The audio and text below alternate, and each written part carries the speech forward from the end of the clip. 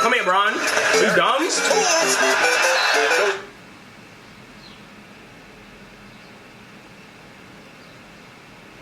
Did he just boom Bron? What it do, YouTube? It's your boy Mike from NYC, and we back with another reaction. Today we are reacting to the simplest argument for Michael Jordan still being greater than LeBron James. Need I say anything else? Like, you feel me? Ew, Nick Wright, LeBron James. Nick Wright is just like, I can't jack Nick Wright. LeBron James is better at basketball than anyone I've ever seen. Period, point blank. And when you say, what did Jordan do better? It's a good question. Because the one thing people say is Jordan was a better scorer. Well, was he? Jordan for his career averaged exactly 3 more points per game than LeBron averaged. But he did it on more than 3 more shots per game. LeBron shoots a better percentage from 2, shoots a better percentage from 3. He is clearly the more versatile defender. LeBron James can guard 5 positions on the court. Listening to Nick Wright talk about LeBron James, it hurts my head, to be honest. No, it's not because I hate LeBron. No, it's not because I'm your typical run-of-the-mill old head who thinks Michael Jordan is Jesus. But it's because Nick says a lot of things that sound good when nobody on the panel takes the time to correct him on things he's clearly wrong or biased about. Yeah. He went to a team that was not a playoff team and made him a champion.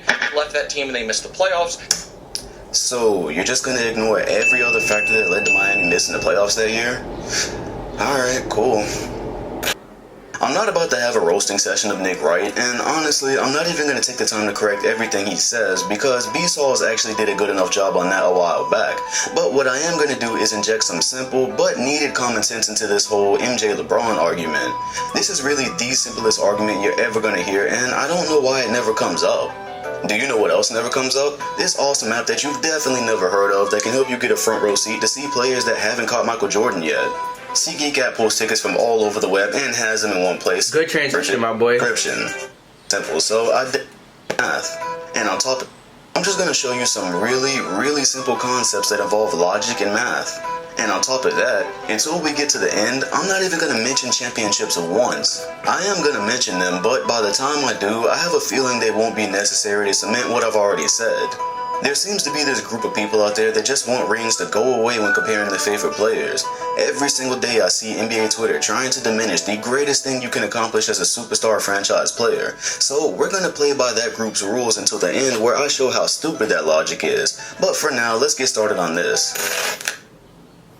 Depending on when this video comes out, LeBron James is roughly 25 games away from completing his 15th year in the NBA. That's significant for this video because by that point, he will have played the same amount of seasons as Michael Jordan, giving them a nice and easy basis for comparison. Of course, there's the fact that he's already played more total regular season games than him, and the fact that the remaining 25 games really aren't going to change anything I have to say. Right. Starting from the top, Nick Wright had some snarky attitude about MJ being the better scorer than LeBron, and then he even questioned that because of MJ attempting 3 more shots per game in his career. Okay, well, I don't know much about math, but I don't need to know much to understand these basic numbers. The fact that LeBron hasn't finished his 15th season yet is pretty irrelevant here because he's almost an entire 2,000 points behind Jordan as we speak. Same amount of time, more games played, and close to a 2,000 point difference. But that's not the best part about that. Do you know when Michael Jordan scored most of his 32,000 points? In the 11 seasons with the Chicago Bulls when he wasn't coming back from retirement or a broken foot. So if we do the math on that, in 11 seasons, Michael scored 28,412 points. That's very close to the total amount of points LeBron James has in 15 total seasons. And by the way, these are just numbers. This doesn't account for Michael being more technically sound, having better footwork, a better back-to-basket game, a better mid-range game, having mastered the fadeaway. Oh, and I also purposely waited until the end to remind you that Jordan is a 10-time scoring champion. LeBron won the scoring title once. Jordan's best scoring year was 37 points a game compared to LeBron's 31. This was a regular-sized NBA player that almost averaged 40 a game in the era that you all like to call quote-unquote real basketball. So you know what? I don't think anybody except Nick Wright was even questioning Michael being the better scorer. If you want to side with him because you think Michael attempting 3 more shots a game accounts for everything I just laid out, then be my guest. But I'm marking this one off. Oh, and a side note before I leave this area for good. For those of you that are going to use the field goal percentage argument Nick Wright set you up to fail with, which I am going to touch on a little bit more later, check out where most of LeBron James' attempts have come from in his career. Every single season, his leading metric by far is from 0 to 3 feet away from the basket. Unfortunately, this data for Michael Jordan doesn't exist outside of his Wizard seasons, but I don't think it needs to exist for you to know MJ didn't barrel into the paint as much as LeBron James given the size difference. Given that you I'm gonna be 100% honest with you. I don't think anything he said is adding to. I don't think anything he's saying is making Michael Jordan look better than LeBron. I'm gonna be honest. The fact that LeBron is getting more of his shots in the paint should not be a punishment. It should be a reward. You're getting more of your looks in the paint. That should be a reward. LeBron being bigger should be a reward. 10 times scoring titles versus 1. I don't know how much I really value that. Just because Karl Malone has no scoring titles or I don't believe Karl Malone has any scoring titles, yet he's the second, now third all-time leading scorer. So I don't think that's indicative of quality of score just because somebody has way more scoring titles. I don't really know how much that means. I'm gonna be very honest with you. I know Kobe doesn't have that many, but Kobe's known as one of the greatest scorers of all time. Scoring titles, to me personally, that doesn't mean that much. I still do think Michael Jordan is better. I just don't think this guy is making a good case so far. Know that this 0.6 of a percentage point that separates their career field goal percentage shouldn't mean jack shit. And the fact that I've heard Nick Wright just try to gloss over this like LeBron was just so much more efficient than Jordan, again, those are just the things that hurt my head. Let's move on. Okay, so now we're gonna get onto the topic of defense. Mr. Wright actually did have a point about LeBron being a more versatile defender. I mean, he's bigger. His size has allowed him to guard real fours like Pau Gasol occasionally, although I don't think I've ever actually seen him take on a legitimate center for any good amount of time. All this talk about him guarding all 5 positions, but would you have wanted him down there with Dwight Howard in 2009? If DeMarcus Cousins was on fire, would you stick LeBron on him? Okay, wait. The whole 5 position thing, that's its own topic. Yes, LeBron is more versatile. That's good D, Bron. Good D. Technically, good D, Bron. Anyone in most Front the post. Where's my help? How many times do we need to go over the fact that versatility does not equal better? Technically, Draymond Green is one of the league's most versatile players. He can guard almost any position, he can pass well, shoot the 3 ball, ruin your chances at parenthood. You can find more uses for Green than a lot of players that he's still not better than. So, bringing it back to MJ and LeBron, I'm struggling with this for a few reasons. First off, Michael Jordan has a lot more steals than LeBron in the same amount of time. 2,514 versus 1,835. That gap is not closing before this season ends unless LeBron turns into LiAngelo Ball. So again, there's no need to wait and compare for that. Along with leading the league in scoring 10 times, Michael also led the league in steals 3 times. How many times did LeBron do that? None. Zip. 0. Michael has a Defensive Player of the Year award. Let's check. Nope, LeBron doesn't have that.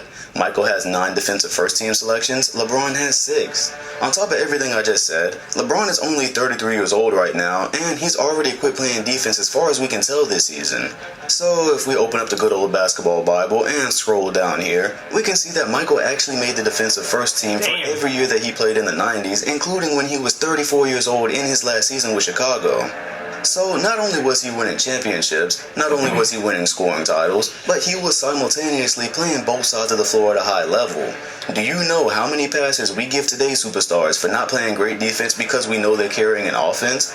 Michael did both. There was no Jordan-led squad being the worst defensive team in the league because the tone he set wouldn't allow it. I think I've said enough here.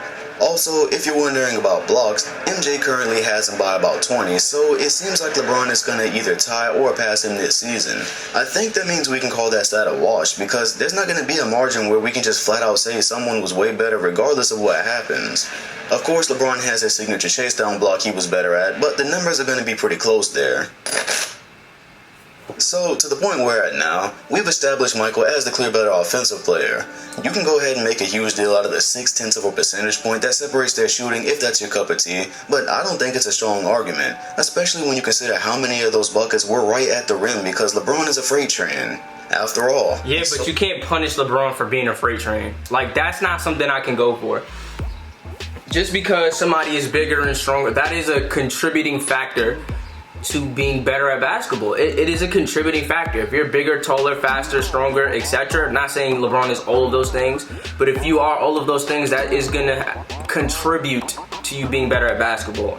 It cannot make up for a lack of skill, but it definitely is going to contribute to your success on the basketball court. So because, are we going to take away what Shaq has done? Right? Are we going to take away what Shaq has done? Shaq is one of the greatest centers of all time. I would say Shaq is a top 10 player of all time. Are we going to take away what Shaq has done because he's bigger and stronger than everybody else? Or is that just the nature of the game in life? In life, people are bigger, stronger, and faster. Some people have better networks. Some people don't have to deal with racism. That's just a factor in life. But you don't get to say, well, I'm black, so, you know what I'm saying, I've been discriminated against, so we just gonna have to make up the difference because it's not really fair. You can't really tell who's really better because his network and he's white and I'm black, so people discriminate against me. So let's just give me the money that he would have got. That's not how it works. You know, life isn't necessarily fair. And I'm not saying, I mean, MJ is one of the most athletically gifted. I think MJ, I would probably call it a wash between him and LeBron. I would call it a wash between, like, athletically gifted. But we can't penalize LeBron for getting to the rim, right? And I say this. LeBron played in an era where there was a lot more spacing. LeBron got to play with Chris Bosh. He got to play with Kevin Love, who are both three-point shooting power forwards. He got to play with Ilgauskas, who could really shoot the hell out that mid-range. You know, he got to play with a lot more spacing, which does allow him to get to the basket more. I will say that. However, Michael Jordan did play in an era where there was a lot less spacing, which allows you to play a lot easier form of defense. It allows you as an individual to impact the defensive floor at all times because all 5 people, or at least 4-3 people, are in the paint at all times, where LeBron plays in an era where only 1 or 2 people are in the paint at all times, and the floor is not necessarily as spaced. So I would think that they both have benefited from the eras that they're in. And if you're going to talk about how many more steals Michael Jordan got, a large part of that is due to the lack of spacing. So if you're gonna penalize LeBron for getting to the rim, which makes absolutely no sense, you have to penalize LeBron in a sense but if you're gonna penalize LeBron for getting to the rim, you have to take away some of the value that Michael Jordan had in his steals. Michael Jordan, I think, is a better defender just by looking at the film.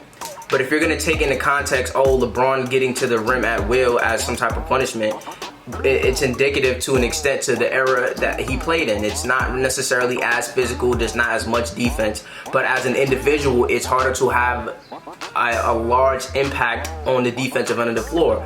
You know, Rudy Gobert's a good example. You know, when you have a lot of floor spacing, I'm not a fan of Rudy Gobert, but I just want to use him as an example. When you have a lot of floor spacing, like the Clippers did when they played him in the conference, or was it conference finals? Yeah, it was the conference finals. When they played him in the conference finals, you have Terrence Mann spacing out the floor. You have guys like Terrence Mann that can get 39 points if you just give him 8 to 10 free three-pointers, because you can't impact the game fully defensively as an individual with as much spacing. So, but all in all, back to the point, it doesn't make sense to penalize LeBron for getting to the rim. It doesn't make sense. That's just not an argument that I'm gonna go for, me personally. Much bigger and stronger, right? If you're even gonna dare to question who the better scorer is, and LeBron is that much bigger and stronger, that field goal percentage shouldn't be that close. Plus, according to Nick Wright, it's such an important thing that Michael attempted 3 more shots a game than LeBron. So if Michael shot more and LeBron scores closer to the basket more, then why are you boasting a 0.6 of a percentage advantage in that category? We've also established that LeBron is the more versatile defender, but there's no way in the hell you can make a case that he was the better defender. There's going to be more on that at the end, I promise. And if you look at the common statistical categories as a whole, this means the only thing you can clearly say LeBron James is better at is rebounds and assists. It's the only part of these major scorebox stats that LeBron just flat out did better than him. Just let that sink in for a moment. Listening to Nick Wright make blanket statements about LeBron being so much better at this and so much better at that, and I just laid everything out in front of you, and the ending result was that LeBron passes better than Jordan, and he rebounds better than Jordan. If you consider the fact that LeBron is a freight train, and that Michael Jordan is a shooting guard where playmaking isn't exactly in the job description, then doesn't it make sense that James is better at those things anyways? Yeah, but playmaking isn't necessarily in the description of a small forward either. As much as it isn't in the description of a small forward, it isn't in the description as a shooting guard. It's the description of passing, I guess, if you want to give it a description. And, you know, I'm thinking in the mindset of positionless basketball where you got motherfuckers like Jokic getting 8 assists. But if you want to assign responsibilities to a position, passing is for the point guard, right? And then passing, controlling the offense is for the point guard. Shooting, scoring, getting out in transition, really being able to make jump shots and score in many ways, that's a shooting guard. A small forward is probably back then being able to score down low in the post, get out and run, being able to have good versatility, switching, rebounding. So I think that's a pretty weak argument. Keep going. Actually, before we do that, yeah, LeBron supposedly has more range than Jordan because he shoots 1.6% better from threes, but if you're a Nick Wright fan and agree with his logic so much, then let's do a little math on those three-point attempts MJ never got to take.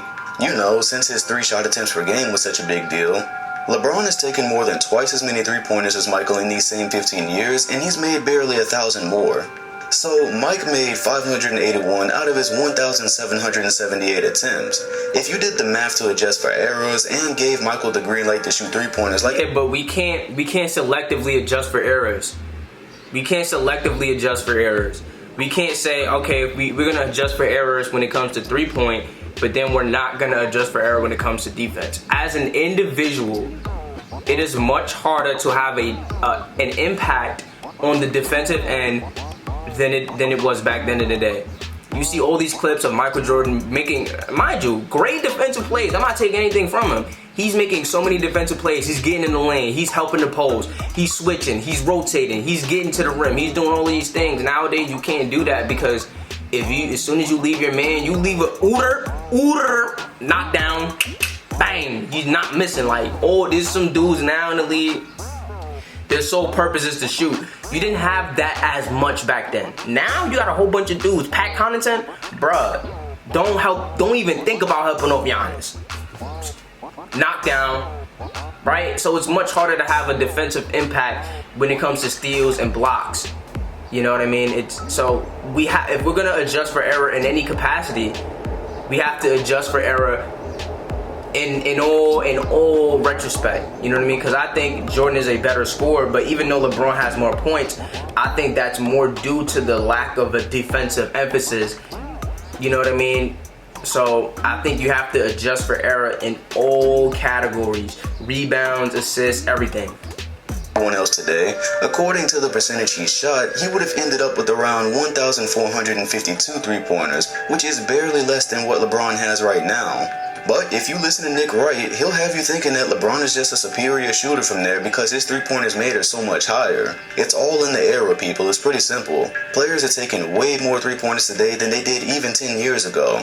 And again, I'm just using Nick Wright's attempt logic. If you're going to start to question if Michael was the better scorer because he took 3 more shots a game and ended up not even 1 percentage point behind LeBron in efficiency, then I'm going to use that same logic on LeBron taking twice as many threes over his entire career. Again, I would say that that's pretty poor logic in my opinion. Because if I take more field goal attempts than you and I'm still shooting more efficiently, which LeBron is from 3, excluding error, right? Because if we want to do error, we have to do error altogether. But let's just take what it is for what it is. If I'm shooting way more three-pointers than you and I'm still shooting a better percentage, that's not really good. Because the less attempts you have, unless it's a free throw, and the less attempts you have, more likely than not, the more selective you're being. So if I take 1 three-pointer a game, what is the quality of that shot going to be? It's usually going to be a wide open catch and shoot, most likely. But if I'm taking 5, 6, 7, 8 threes like Steph Curry, what are the quality of those threes going to be? Especially if I'm shooting a better percentage than the guy that's shooting 1. what are the quality of those threes going to be? It's going to be a lot more contested. It's going to be very Reggie Miller, Steph Curry, Ray Allen type of threes. Not necessarily open, but seeking the three-point line. So if we even wanted to use that logic, the lack of attempts should actually make Michael Jordan's three-point percentage even better, because that you're getting less looks from there, which means you're probably getting more quality looks. Giannis Antetokounmpo, who probably takes 2 to 3 a game, is not getting the same quality looks that somebody like a Steph Curry is getting. Now, mind you, Steph Curry, using Steph Curry in that example is a little extreme, but I would say that LeBron is somebody who takes more difficult three-pointers. LeBron is somebody who will occasionally pull up from the logo. LeBron is a person who will occasionally do a step-back three, a hezzy pull-up three. Michael Jordan wasn't doing that from the three-point line. Michael Jordan, when he shot threes, it was usually more so, not always, but usually more so catch and shoot, usually good looks, usually in good rhythm, not necessarily off the dribble as much. So I would say that LeBron is shooting a better three-point percentage while shooting more threes. All of that to say, I still think Michael Jordan is better, but it's not. If you're gonna bring really stats into it, you kind of lose some of that Michael Jordan type of argument, because when I really see their game, that's when I really see what's really up. I'm like, oh nah, Mike was moving crazy. But if you're gonna bring you're not helping the case with these stats. Comparing them up to their 15 seasons, Jordan has 5 MVPs, LeBron has 4. Unless James Harden gets abducted or the Monstars pop up and take his talents, LeBron won't match that this season, and I think this year was the best shot he was going to get at another MVP. So check. But hang on a minute, I'm not done yet. Take note that I haven't said one thing about a quote-unquote team accomplishment yet. We're just going player for player right now, mano y mano. With an equal amount of years in the league, Jordan killed him in personal accomplishments. More points, more steals, more defensive accomplishments as a whole, more MVPs, and now I'm gonna dabble into something called killer instinct. I get that this isn't a tangible concept and it can't definitively be measured by anything, but I can't make this video without this next part. When we compare two greats, we have to compare their entire body of work no matter what they've done to redeem themselves. So take 2011 for example, because although you didn't want me to go there, I'm going there. But I'm not going to go there out of hate, I'm just going there to make a point. We can't crucify LeBron for it and use it as a reason to say he's a career choker, that he doesn't have killer instinct at all, because since 2011 he's done a crazy amount of things. I've witnessed them firsthand. However, when we have a conversation like the one at hand, something like 2011 still has to be a part of the conversation because the information there is valuable. No matter what's happened since then, in this conversation, any meltdowns or no-shows are always going to be relevant. Again, I want to be perfectly clear here. LeBron James obliterated my Celtics in 2012. He led the charge on a comeback against the greatest team of all time. He was the best player in the series against the Spurs, who are one of the greatest organizations ever. LeBron has more than made up for 2011, and even with that, it's still gonna matter in a greatest of all time conversation. I agree. MJ is 6-0 in the finals, and you can't just write that off as a team accomplishment because unlike with LeBron, you've never heard of a tragic Jordan moment on that stage because it doesn't exist. All there was is greatness. 41 points a game on 50% shooting to go with 9 rebounds, 6 assists, and 2 steals against the Suns in '93, the flu game against the Jazz, the epic steal on Malone, and his final shot with the Bulls. When you pull up Jordan's final resume, how he performed individually as the best player in the league on the biggest stage with the most pressure, all you find is him going above and beyond almost every single time. But unfortunately with LeBron, the same can't be said. Sure, he's had his amazing moments. Hell, even in a series like 2015 where he didn't win, even the fact that he made us think he could win was great. But that is never gonna change what I'm about to show you. I want you to hear something. It's something that you should never have to hear about a player as great as LeBron James, an insult to his legacy, but one that he allowed. For Magic, what do you expect from LeBron tonight? I want to see him, Stewart, have some fun. Get into his defense because the key is, can he stop Jason Terry? Can he stop Jason Terry? Can he stop Jason Terry? That's crazy. That is the most damaging thing to ever happen to LeBron's case against Michael. For those of you that don't know, 2011 couldn't have really been a worse situation for James. They got all the way to the finals where they were definitely favorites to beat a Mavericks team nobody was even paying attention to until they swept the Lakers. Then he proceeded to mock Dirk being sick and averaged less points than both Wade and Bosh. But those were his teammates. The real problems start when you open up the basketball Bible and see that he was even outscored by Jason Nigga Terry. said the basketball and he was Bible. slightly less efficient as well. For those of you sucking your teeth in the back, yes, I'm gonna be petty about that 0.2 of a point because it was Jason fucking Terry, a role player, a 33-year-old role player who had no business being touted as the guy LeBron needed to stop. And the biggest problems are what the tape shows. Maybe we would have been able to let this go if it stopped at the numbers, but what the tape shows can't be changed. It can't be spun, twisted, or justified like a lot of these stats. Roll the clip. Teams here with the organization that started as a video court. Come here, Bron. You dumb?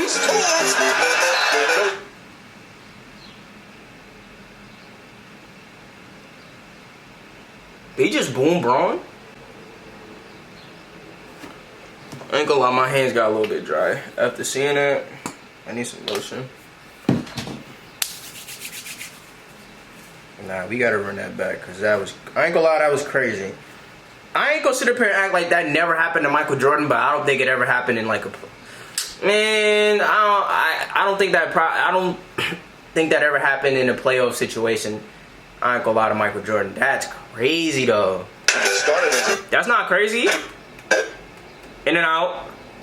Very nice tools. It goes down hard.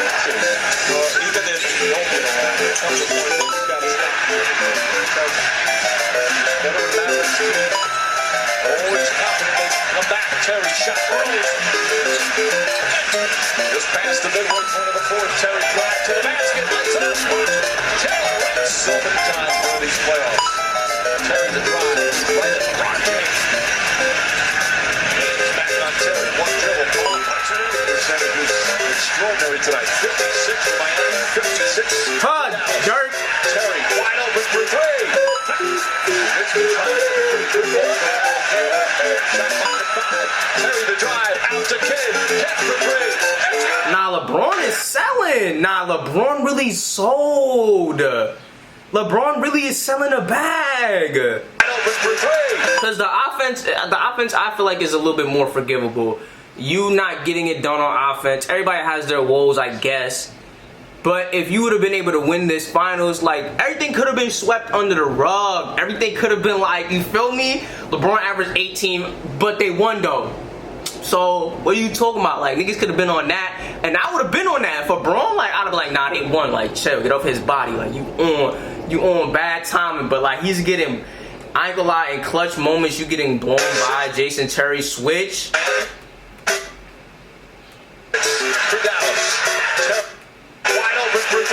Hold on, let me say that again.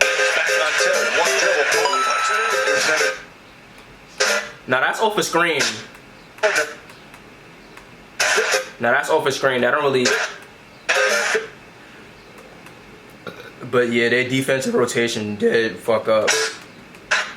Terry wide open for three. Richmond trying to get a pretty good ball. Shot clock at 5. Terry the drive out to Kidd. Catch for three. Richmond wants the ball out to McGinn. Ball down. Terry a long three. Jason Terry gets the Mavericks into the lead with 33 seconds remaining. Throws it ahead to Terry. James is back. Terry jump shot is good. Can you give me 14, 15 minutes? Because this is what you dreamed of.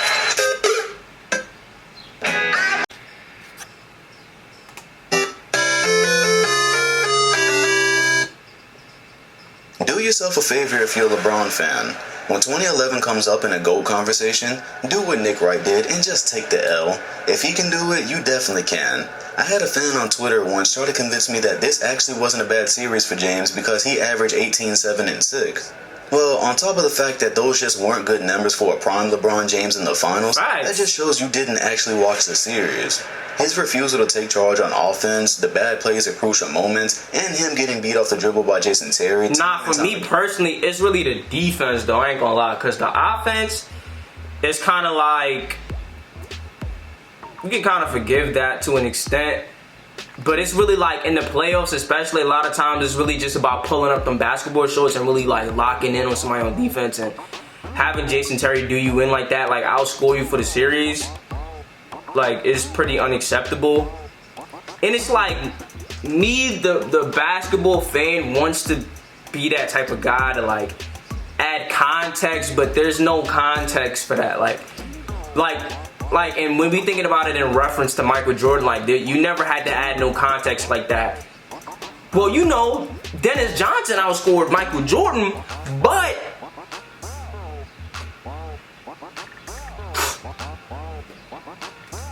wait, what happened? So It says everything that needs to be said about that series. Also, this was at a time when LeBron James was being touted as a defensive stopper. that is true. Credited with shutting down MVP roles just a few weeks before this series started. The reason I went in depth on this case is because it matters in this conversation. Looking at the whole body of work, considering I've already showed you Michael's personal resume beats LeBron's pretty easily, when you start digging into their postseason performances, the good and the bad on the biggest stages matters. I get it. Rings can't be the only thing used to compare a player because it takes a team to win them. Facts. No championship team in history was just one man with no supporting cast. But on the flip side of that, bro, some players are a lot more important to their team's success than others, and those are the players rings really make a difference for. Comparing Steve Kerr, the player, to Russell Westbrook and using rings in the argument is stupid. Russell is a once-in-a-generation talent. Steve Kerr hit three-pointers sometimes. Rings have no bearing on that conversation whatsoever. LeBron and Jordan are two franchise, once-in-a-lifetime players that were each the face of the league. Rings aren't the only comparison for them, but when comparing their bodies of work, rings will carry weight. Excuse me. Especially when one of these guys could have had four had they have not crumbled on that stage. So when you compare LeBron and Jordan, two of the greatest players to ever touch a basketball, you can't just say you're not going to count the times they made it to the biggest stages because it was a team accomplishment. In the words of Chris Smoove, how do you compare two products by omitting important features? You don't. Michael Jordan When the won fuck his did Chris first three Moore say that? championships with one All-Star caliber player. Go look at the rosters. As a matter of fact, for any of Jordan's 6 championships, the only players to actually make the All-Star team in any given year was either him or Pippen. But again, go look at the first 3 rosters. From 91 to 90. Did Ron Harper never make a... Time out. Did Ron Harper never make a All-Star game? He said... Wait a minute, did Dennis Rodman... What is he talking about? Either him or Pippen. 6 championships, the only players to actually make the All-Star team in any given year was either him in any given year. So that means any given year of their career? or Pippen. But So you're saying Dennis Rodman never made an All-Star team? Is that what we're saying? I'm not saying you're wrong because I don't know. But you about to lose some credibility. and go look at the first 3 rosters. From 91 to 93, that was their 3-peat roster. None of these guys outside of Pippen were All-Star caliber players. Horace Grant made one All-Star team in his entire career, and that was in 1994 when Jordan left. Bill Cartwright made one All-Star team in 1980. That was almost 10 entire years before he even joined the Chicago Bulls. I'm not trying to disrespect these players' careers, but with all due respect, these guys were not making up some fucking super team that was claiming they were going to win 8 championships. No matter who likes it or who doesn't, Michael Jordan is still 6-0, and he showed up every single time his team got to the big stage. There is no story about a role player consistently blowing by Jordan. There's no story about an 8-point game in a pivotal part of a series. There's no story about whether his averages in a series that he lost in 5 games were during garbage time or not. And finally, there is no story about Jordan's teams winning a 7-game series where they were the underdogs. Do you know why his teams were never underdogs? I'll give you a hint.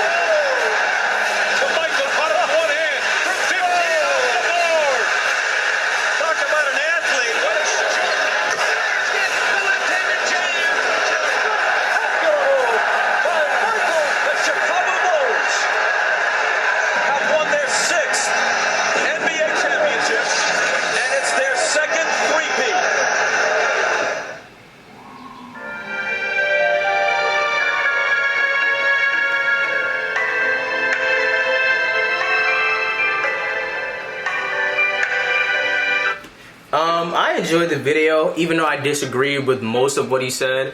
I don't really agree with the idea that we should be punishing LeBron in any way for being a freight train. I think if anything, that should be an additional, that should be a plus, to be able to be a freight train and to be able to shoot the 3-ball like he does, shoot the mid-range like he does, you know, dribble like he does, pass like he does, rebound like he does, and run as fast as he can. I think should all be additives and not subtractives. And his ability to get to the paint more so than Michael Jordan, which I don't really know how true that is, but I guess based on what he said, it's true.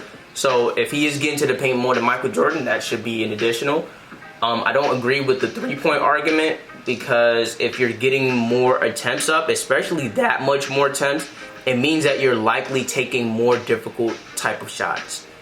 So if you're going to use that as an argument to say that, well, Michael Jordan's getting more looks in the 3-point line, then that should be an additive to LeBron because he's taking more difficult shots. That would be like me saying, okay, but I take more late. If we both shoot if I shoot slightly better at the rim and I get way more attempts at the rim, that means that most likely the quality of my looks at the rim are much difficult because I'm getting there more often. It's not going to be as open. If you're more selective about something, it's probably going to be easier and things like that.